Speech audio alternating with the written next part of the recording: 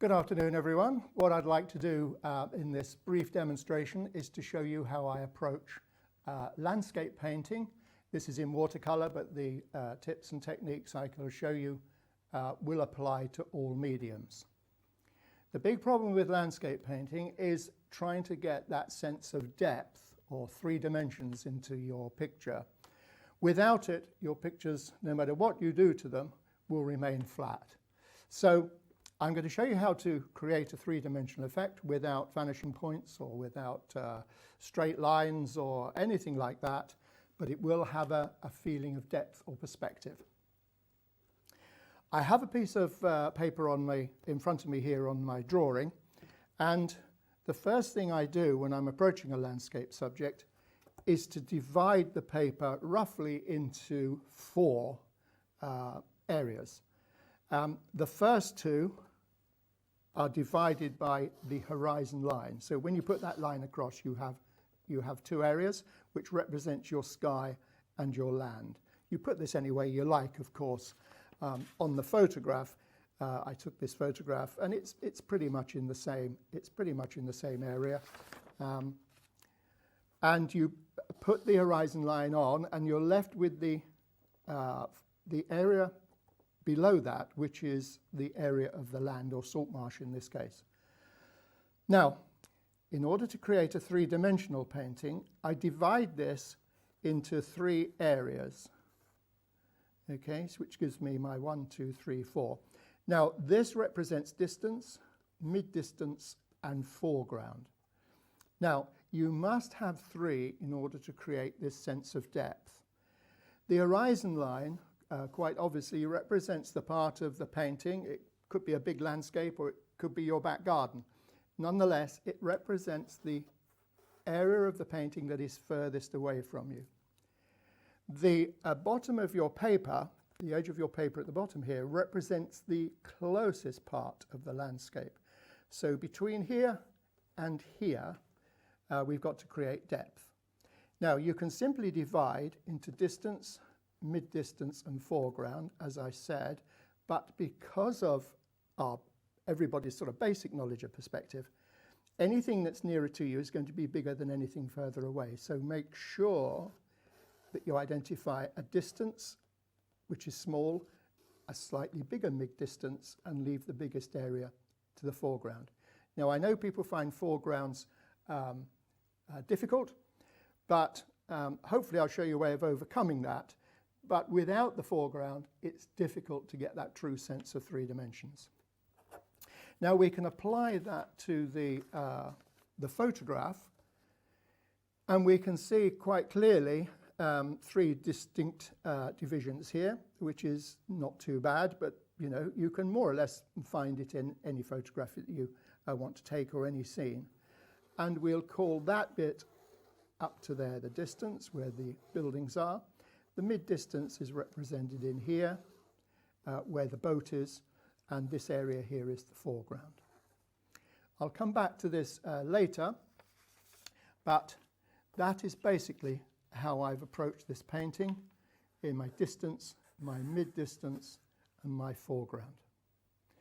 The point was that the drawing from here on and the painting, the colour and the tone need to be different in each area. So it's a good idea to have a clear idea in your mind where these areas are. Okay, what I'm going to do first of all is to mix up colour for the sky, and I'm going to use ultramarine blue. Now I'm using one of the newish deep well palettes sold by the SAA, and I love these palettes. It comes with 2 other trays, sorry. So there's plenty of mixing room, and I'm just going to mix a quantity of this paint in here. Gets a bit sloppy. That's okay. Now that looks quite deep, but because it's very watery, that's actually going to be fairly light, so that's okay. I'll put a bit more water within it. That wateriness indicates it's going to be a light colour when it goes on the paper. And I'm going to mix over here a little bit of something to add in that. I'll probably put a little bit of alizarin crimson over here, that I can sort of drag that into it. This, the beauty of these palettes is they're not in different wells, and I can mix in between these at will. I often have a couple of other colours mixed. You know, you might feel that the sky looks or something looks a bit boring, and you've always got something mixed to put in. Anyway, I'm going to do this with the hake, and I'm just going to wet up the sky to give a little bit of interest. I've got a fair amount of sky actually, so I'm going to do some not vertical lines, some horizontal lines, and I'm going to bring my cloud effects in towards the boat. Do you see what I mean? It just comes in like that. So all the moment I'm just wetting the paper. Now, to get a three-dimensional feeling to your sky with the clouds, I'm just going to pick up some of the blue here, and at the top of the painting you can make some quite random, just pick that up, some quite random marks that are, your brush mark can be quite varied. There doesn't have to be backwards and forwards or up and down or anything. You want a nice variation in your brush mark to get that vital randomness in. Now, when you get halfway down the sky, I'm going to bring a little of that red in actually, just wipe it in a little bit to add a little bit of interest. You can start to come less randomly all over the place and make your brush marks a little more controlled, and bring this colour down more horizontally. When you get towards the, just going to take a bit of that up, when you get towards the horizon, you want to start levelling out. Take some of those obvious drips off. Okay, so I quite like that. So now I'm just going to pick that up with some bluish. I just diluted the bluish a little bit so it's quite pale, and bring that down into the buildings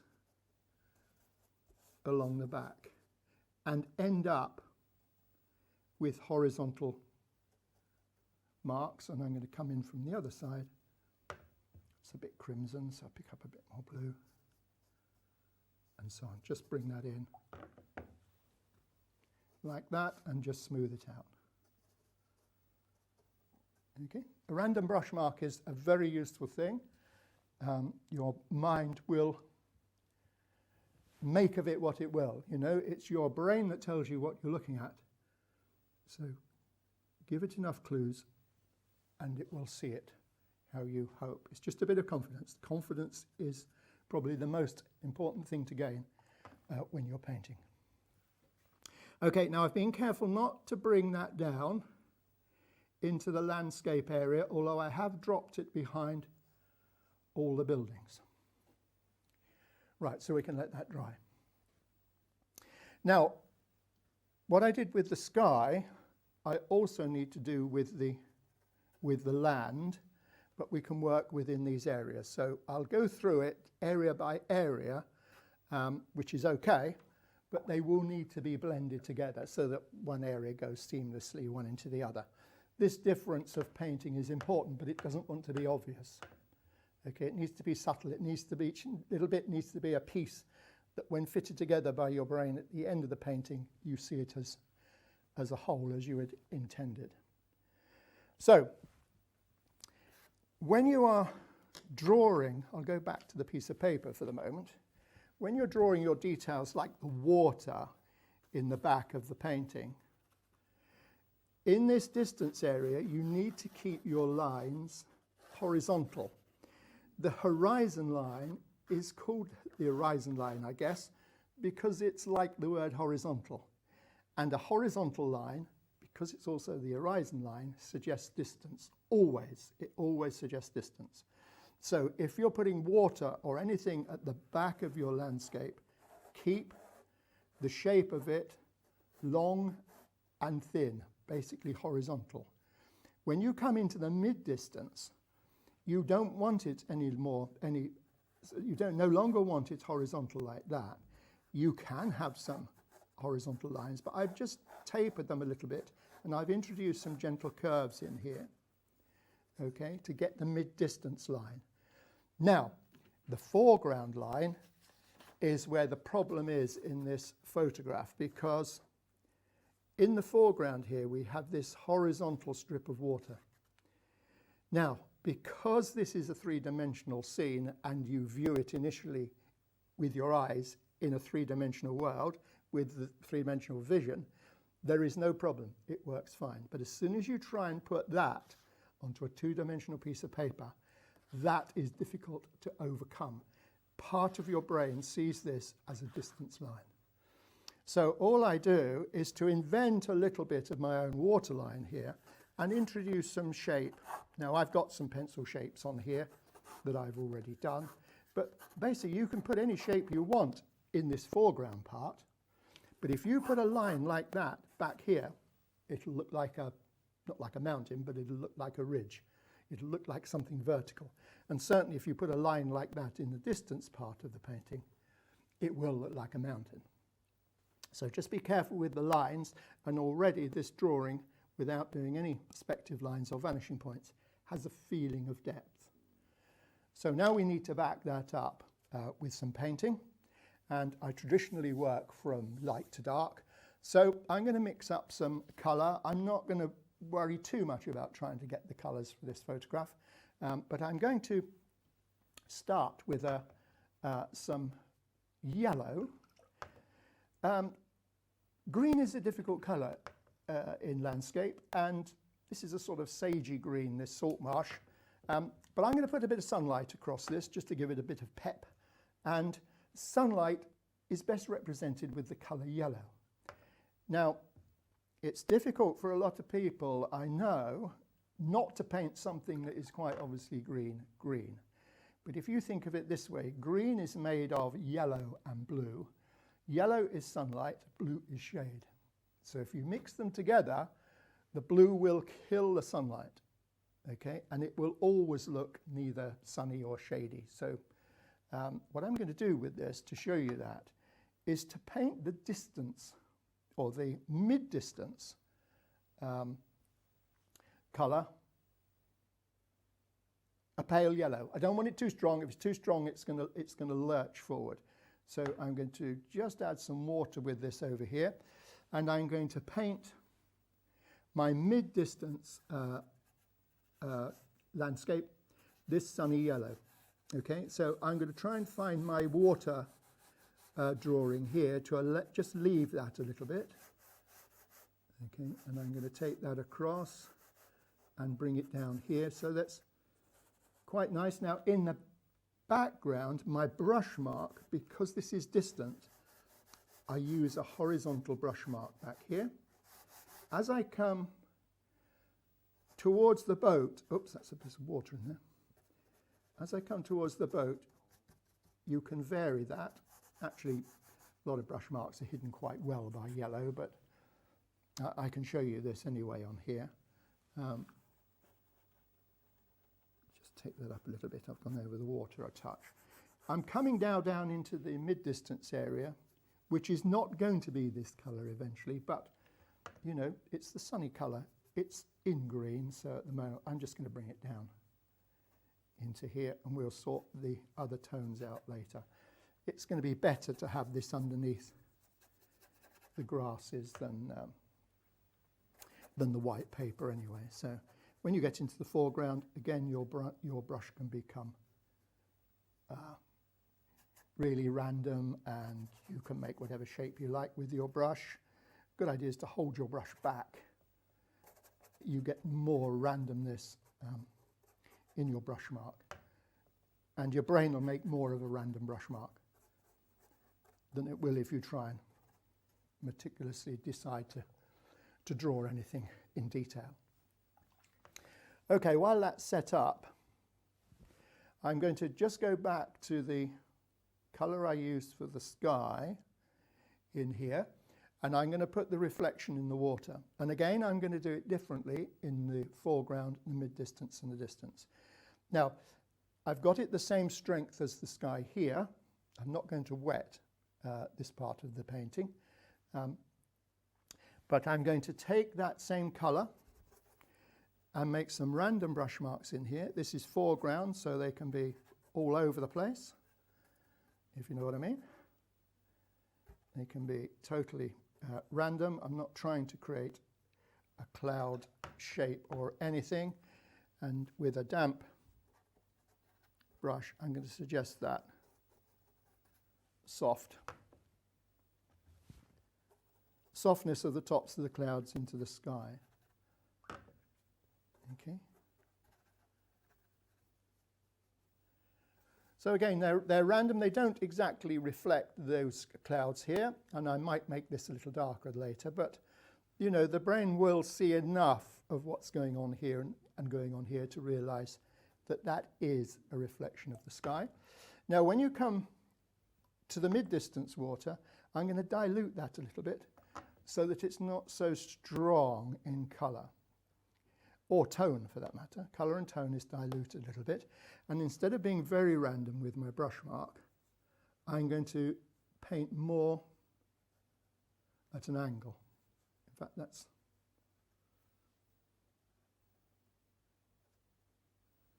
a little like that. I don't want to lose all of that light, actually. So I'm going to just take up some of that. So that's different to that. And then I'm going to dilute it further. And in the distance, where my water is, I'm just going to paint that a horizontal line. So bit by bit, we're building up, we're changing our tones as we go back, and we're altering our brush mark so that it reads progressively different as you go back through the painting. Okay. Now, what I'm going to do now is to, in a traditional way, let all this dry and start with the background. Now, for this demonstration, I'm not going to worry too much about the detail in the buildings. In fact, for this type of painting, I wouldn't worry that much anyway, really. It happens to be Thornham on the North Norfolk coast, but the buildings are just represented by some sort of rooftop shapes and things. It doesn't actually look like Thornham, but this is a painting of the salt marshes at Thornham, so the emphasis I want to be on the salt marsh, and really it's not a painting of Thornham. Do you see what I mean? So if you get bogged down too much with the detail back there, you sort of make a rod for your own back, really, with these things. So what we're going to do, I notice in the painting here there are some sort of red roofs, if you like, or red brick. So I'm going to make a little, oh, that's red. Don't want that, I want the burnt sienna. So I'm going to make a little, oh, that's not it either. What have I done with the burnt sienna? Oh, there it is.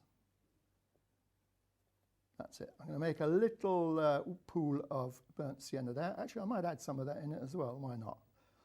And then I've got some of the blue that I'm using for my distance colour, my sky colour.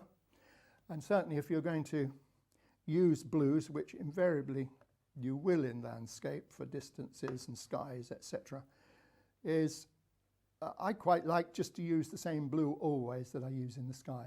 It helps your picture harmonise if you don't sort of keep changing everything all the time. And you've also got a nice well of colour there that you can call on. Actually, I won't use the blue first. What I'll do is take some of the burnt sienna and put some of this on. Now, don't look at the photograph for your scene so much. What you're trying to do is get this background to look as though it's there but in the distant.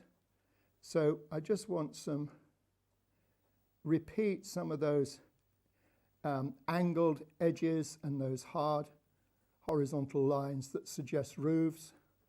Let's take a few across, chimney there and there. The more you do, the more detail you do, the less attractive it looks, I think. Now, having got across there, I'm going to take the blue, which is my distance colour, and before that dries, I'm just going to, it's a bit wet, just take a little bit of that out. Just run some of that blue through there and let the roofs just bleed down into it and create a randomness of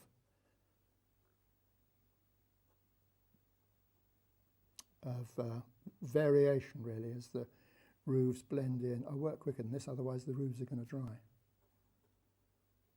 Take that round behind the boat.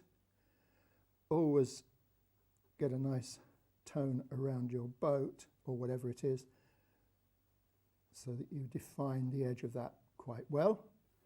Okay, and you know, I got some of this red accidentally, but you can drop a little bit in here and there, and it adds a little bit of, you know, it adds a little bit of interest.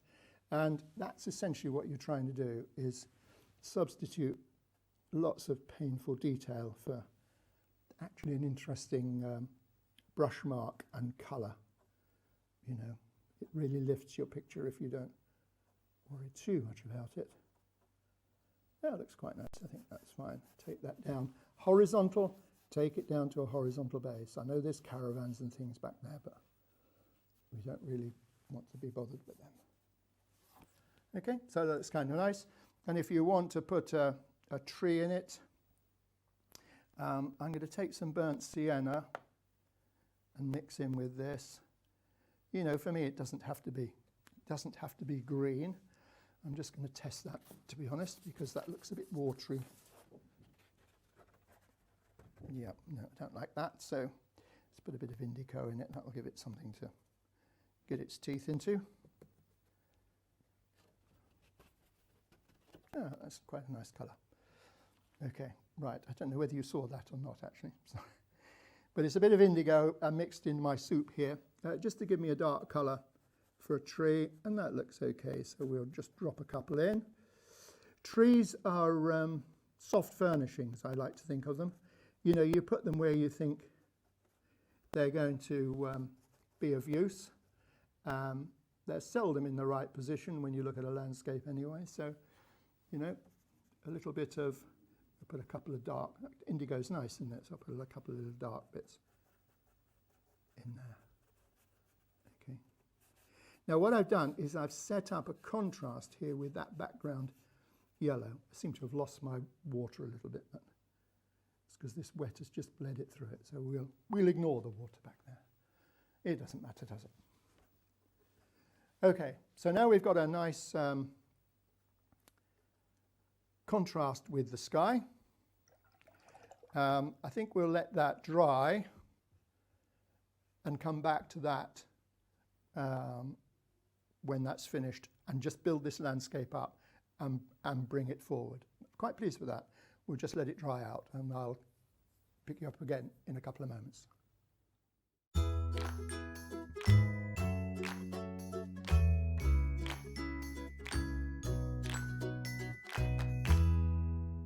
Let us bring out the artist in you. If you'd like to learn how to paint or improve your painting, the SAA, Society for All Artists, is here to inform, encourage and inspire you every step of the way.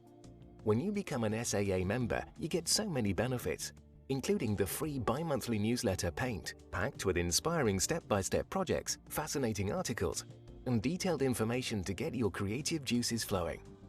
Discounts on over 13,000 art products featured on the SAA website and in the Home Shop catalogue, with free order line and free delivery in the UK mainland. A devoted SAA team on hand to answer your questions and give you the confidence and motivation you need to start painting and develop at a pace that suits you. Plus, a free welcome pack filled with gifts and practical help to get you started, as well as the opportunity to make friends with like-minded people.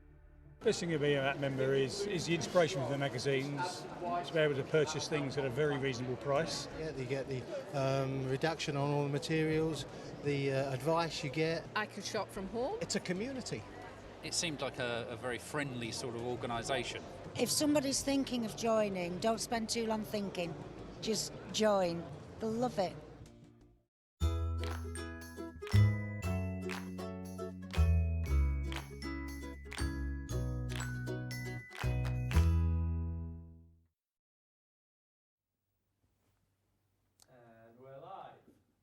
Okay, we've now got to look at this foreground and mid-distance of the landscape to bring it towards us. I'm going to now mix some of the dreaded green. This is just pure yellow, and I'm going to take some of the yellow. I tend to work like this actually, is just put a bit of yellow in until it goes green, and surprising what colours you can come up with. So I'm going to dilute this a little bit, this mystery green. It's got a bit of indigo in it and all sorts, but you only get interesting greens if you just let them mix and so on in here. So now the important thing is not to overpaint each area as you come forward. So we're painting the foreground, the mid-distance and the foreground, mid-distance, foreground. We must not paint out that distance. So we must keep this in here. Actually, I quite like that. That's not too bad. And when you go back, you want to, I'm just going to, with a bit of tissue, just soften that back. You must be careful not to go too far back. See, that light is very important, very important. If you lose the light, your painting will suffer. It'll fall flat. Well, it will become flat, which is what we're trying to avoid. So I'm going to just bring this around here. I'm taking it up to the boat here because the boat's in the mid-distance and we need to get some tonal sort of compatibility with the boat and with these greens. So I'm not going to go back to that background slip there, but there is some, I can put a little bit of extra yellow in that, vary it a little bit, you know, it'll make it more interesting.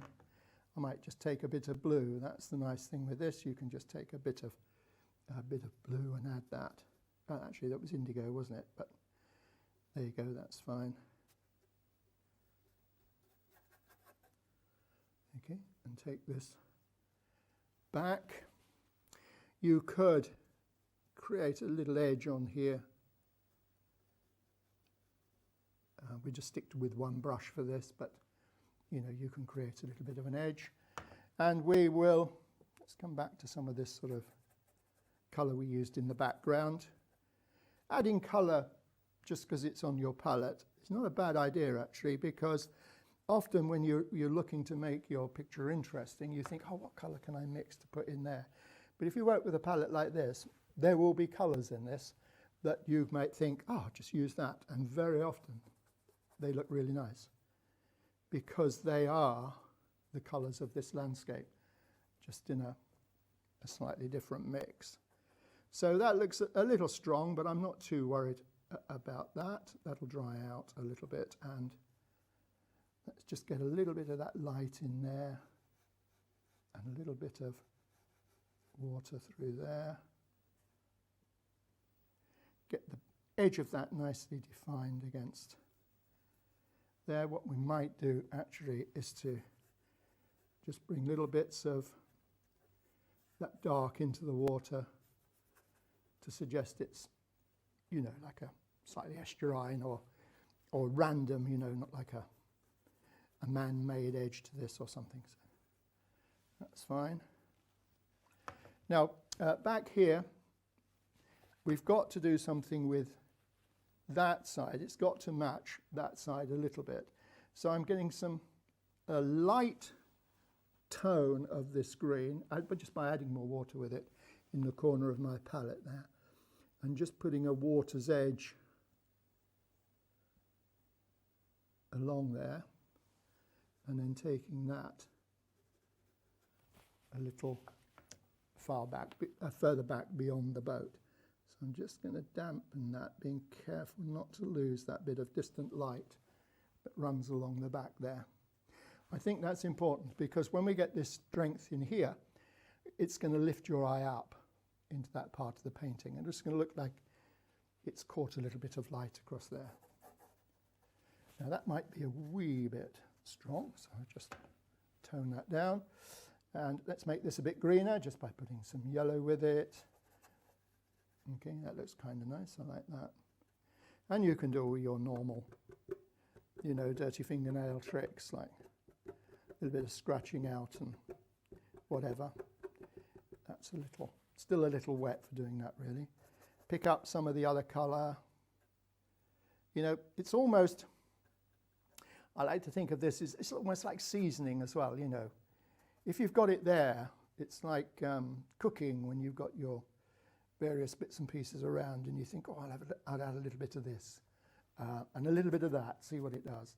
And often it adds a lot of interest that you wouldn't otherwise have thought, you know. And then when you look at the finished picture and you think, oh, that's wonderful, how do you work out anything like that? But you don't really work it out, you just put it in. It's of the right tone for the position in the painting, and it looks fine.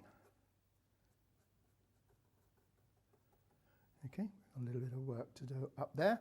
And we need a little bit more darkness in here. I've made that a wee bit dark, but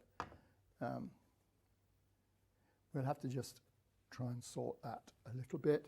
Also, I noticed when I was painting it that there was a little island I meant to put in here. So I'll just put that in as well to break up the water line there a little bit to get that edge coming in there. That adds the interest. And these little fingers on this side and this side point towards the boat, that the sky points towards the boat, and this sort of turns back towards the boat. It's not in the photograph, but I've long since stopped looking at the photograph, to be honest. It's getting these differences in these areas. Now I need a bit more contrast in here.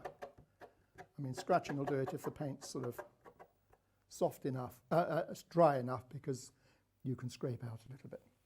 While that's all drying up, I'm going to just clear an area now because I don't want any blue in this. I want to paint the boat, and I'm going to do it in a couple of goes. It'll be a little simplistic, but what I'm going to do is take some burnt sienna, which is a warm colour. The boat was a little bit drab, I felt, and you know, you could paint it the same, but the warmth is going to make it pop forward a little bit more, and I'm going to boost that a little bit with some yellow. Okay, and I'm going to add some water with that just to get it. So it makes a nice sort of golden colour. And I'm simply going to paint this on here. This, by the way, is a number 16 brush, a Da Vinci. This is quarter imperial paper. And it's fine. These Da Vinci Cosmotop brushes I use a lot. They're excellent. They're basically squirrel with a bit of synthetic, so they hold a lot of water, and they make a good inexpensive wash brush, or you know, very handy painting brush. Just bring that down around there. I've left that little light line separating them from the background buildings. It's okay. We could put a bit of reflection of that in there, but we'll just leave that. It's bled a little bit in there, but if I have time to fiddle around with that, I'm likely to lift it out and make things worse. So what we'll do now is we'll take some more of this indigo, which I thought initially was cobalt blue, but it's proving to be very useful.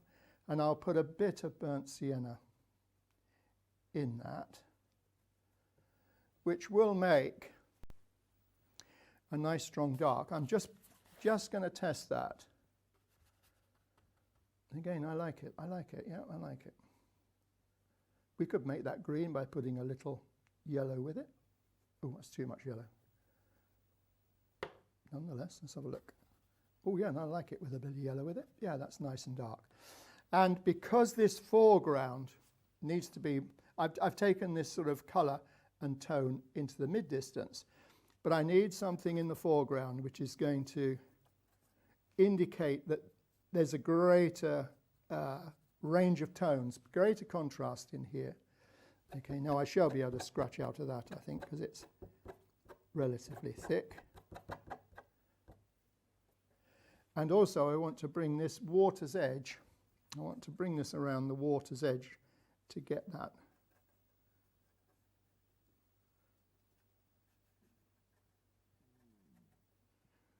sort of a depth to the rise of the grasses, you know, as they come up from the water. Okay, if you feel that's too strong, I think that'll darken, that'll lighten up a little bit. You can always just soften it a little bit. And I might just bring a little of that colour in from the side as well. So it focuses, it makes like a little spotlight, you know, around where the boat is. That's the most important part of this composition, so make the most of it. You know, make your grasses, you've got to have your grasses coming in some direction, so just make them come in towards the boat. But don't take this colour, this tone of this colour too far back. The colour's all right, but the tone is too strong. Okay, now I'm just going to lighten it. I'll just bring a bit of that orange that I used for the boat in it here. And just, we got the light coming from the left, so I'm going to put some of this colour in around the boat where it'll be shadowy. Just take a little bit more of that. That's quite strong, but I like it. That's fine. Leave a little contrast in there, that's okay. That's foreground, so you'll get away with that. But we need to blend this back a little bit more. So we need to darken back here just a little bit, so that there's not a great sort of lurch in tone from one area to the other. It needs to be subtle. I know this isn't really subtle, but we need to make sure that our transitions between these mid-distance lighter grey greens and the foreground strong darks are sort of adequately made distinct from each other, so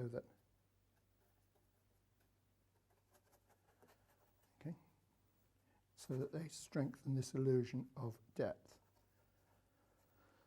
A few more scratches.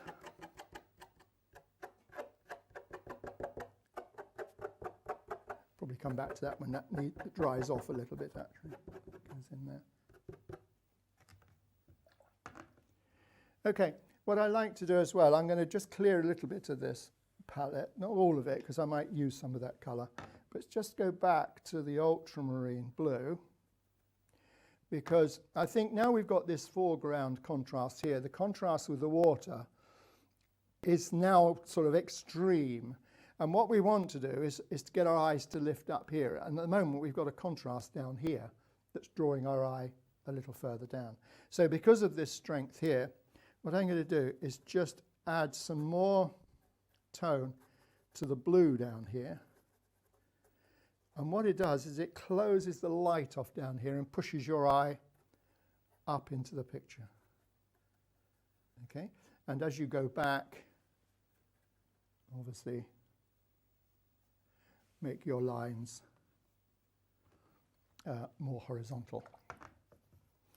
Okay, I think we're just about there, really.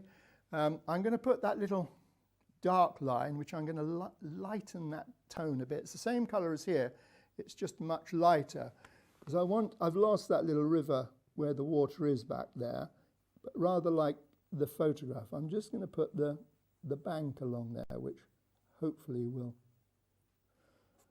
suggest a little bit more water laying back there. All that remains now is just to take some of this ultramarine and some burnt sienna, a bit more ultramarine than that. Now I don't want this to be too grey. It's a good grey colour, ultramarine and burnt sienna, but if you're not careful you get something that looks like the bottom of a fire grate. It's a little dead. So either make a cool colour by biasing it towards the ultramarine, or a warm colour. I'm going to make it slightly cool, I think.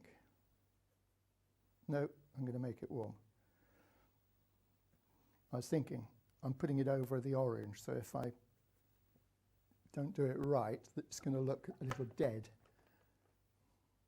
So this is definitely, is it? It's all gone burnt sienna now, so. Yeah, it is dead. and a bit more burnt sienna and use it from over there. So now I'm going to take some of this burnt sienna and I'm going to put the contrast in here with the boat to get the shape here. This is the final part of this actually, although you could go on to add some detail and some mooring ropes. Ignore that finger mark on there. Okay, so I'm just going to take that up. I'm holding my brush a little closer now than I have done throughout this painting in order to get a controlled line. Okay, so that's that. And then under here, where the boat hits the tops of the grasses, up to that line there, paint a little darker, and then I'm going to paint a little darker under there for that side of the boat. I'm going to have the light coming onto that side, so I'm going to use this colour to put a dark line just under there, around there, and down there. Not quite right, about like that. And then I'm going to add some water to this. Same colour, and just paint it up to give the boat a little three-dimensional look as it comes up. There.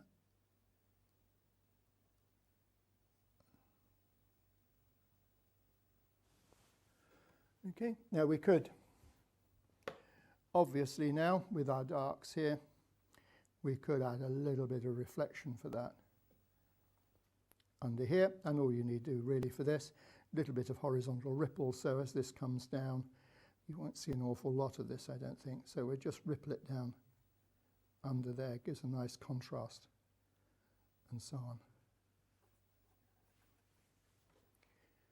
Into the water. Right, this is all dried nice and much softer, although it is nice and dark and strong, and just tweak it a little bit. You should always stand back. I'm not standing back really, so I haven't a clue what this looks like, but you can only truly see what you've painted when you stand back. So, you know, with these more impressionist paintings, just get used to standing back a little bit. Whoops, it's too dark. I'm just putting this last line on, and then I think it needs just a little bit of contrast there along that back edge. Yeah, I think I'm quite pleased with that.